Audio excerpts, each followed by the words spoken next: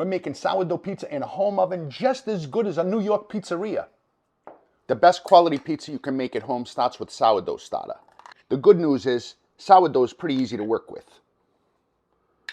It just lives in your fridge. And when it's time to use, equal parts filtered water and quality bread flour. This is how we activate that sourdough before we use it. But before we can go any further, this needs to sit on the counter and get activated first. As long as you keep feeding sourdough, it'll keep working for you. For this recipe, we're using 700 grams of water and 150 grams of our starter. Any starter you have left over, you can just save in the fridge. This you want to mix up real good before you add the flour. 800 grams of bread flour. Bread flour's got the gluten you need for pizza. Rice flour is going to give us crispness, and whole wheat flour is going to give us flavor. I never add the salt when I first hydrate the flour, especially with sourdough. All you want to do is bring it together. Cover that dough to give that flour time to suck all that in. That flour is ready for stretching, along with 16 grams of fine sea salt and 60 grams of extra virgin olive oil. The best part about making sourdough pizza is I don't even need to break out the mixer. I can do this all by hand. We can slap and fold that olive oil and salt right into the dough.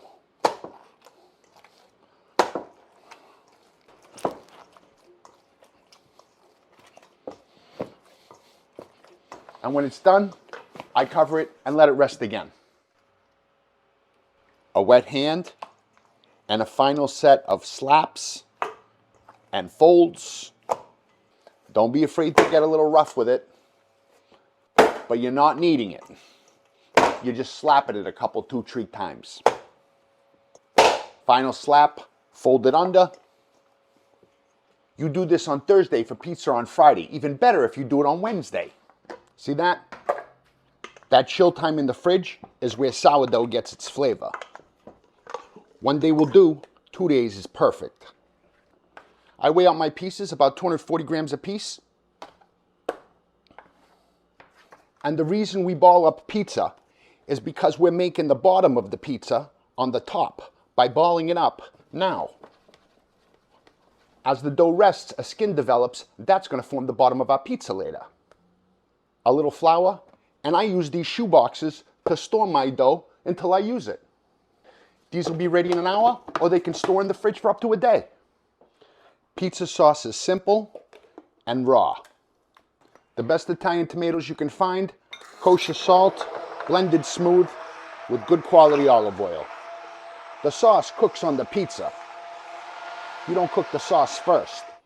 Simple pizza sauce. That's what you want. This pizza stone's had a lot of use, but these days it acts only as a trivet, ever since I've gotten a pizza steel. You don't need to throw down $400 to have a killer pizza. You need to put a pizza steel on the second rack down and set your broiler on high to preheat about an hour in advance. Preheating your broiler costs next to nothing, a lot cheaper than buying one of those expensive ovens. Sure, when you have to, you use the stuff in the bag. But if you want to make the greatest pizza, you don't want all that added extra potato starch and tapioca. I grate my own mozzarella when I can, and I stick it in the freezer in advance, making it easier to do. Raw sauce made with San Marzano tomatoes and whole milk mozzarella, freshly grated. That's going to make the perfect pizza. You worked hard to make that dough, so you want to preserve the bottom of that pizza and put it directly into semolina flour. Coarse semolina flour is what you want for the final stage of making your pizza. And never use a rolling pin. We don't want to push out all that beautiful air we built. We're doing this by hand. Gently stretch it out. Do the old Italian flip and directly onto a peel with more semolina. Is this dough exactly like they would make it in Naples? Not necessarily, but they would add San Marzano tomatoes,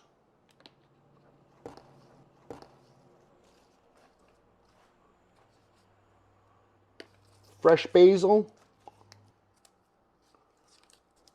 always fresh basil, come on, and some of that mozzarella you grated. Pizza's meant to be simple. A final pull and stretch. And some more extra virgin olive oil. And let that coarse semolina help you give that pizza the old shimmy shimmy shake. These cook fast, 2 minutes. That's right. The pizza steals work a treat. Simple cheese pizza. With a crispy, chewy sourdough crust. That sourdough crust is amazing. Oh my God. That's the kind of pizza I want to eat. Even drips grease like the pizzeria pizza. Oh yeah. It is just so good. Sourdough with a pizza steal. The ingredients are so simple, it's so good.